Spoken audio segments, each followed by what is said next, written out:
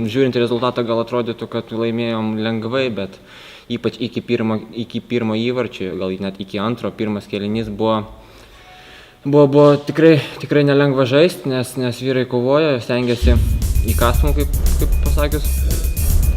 Bet kai pasiekėm pirmą įvartį, tai iš karto pasidarė biškį lengviau žaisti ir jau galėjom, kaip pasakyti, biškį apsiramint, nes visai kitas žaidimas tada prasidėjo.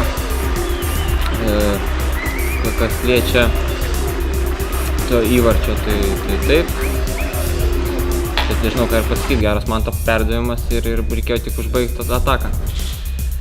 Tai nuotaikos geros, gerai, kad laimėjom, revanšas pavyko, manau, kad viskas gerai, viskas puiku.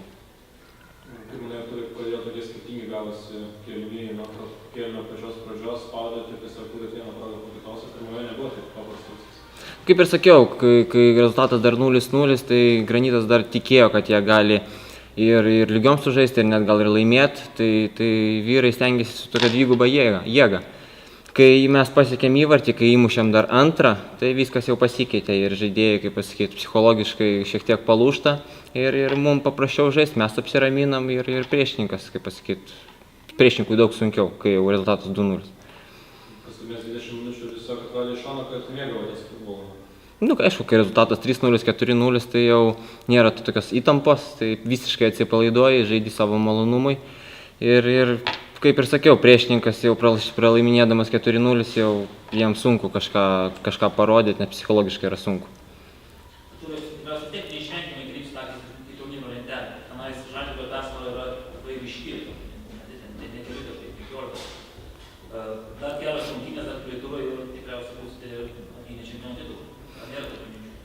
Gerai prisimenam, kaip ir treneris sakė, gerai prisimenam praeitus metus, kai irgi turėjom daug taškų persvarą, ta prasme, nuo Atlanto.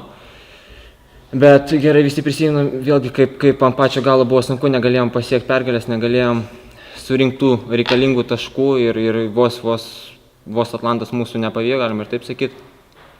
Šiais metais bandysim nekartoti tų klaidų ir einam į kiekvienas varžybas, kaip į paskutinės ir kiekvienas rungtynės turim pasiekti 3 taškus. Strateginis partneris Vilniaus miesto savivaldybė. Generalinis rėmėjas Top Sport. Techninis rėmėjas Kapa.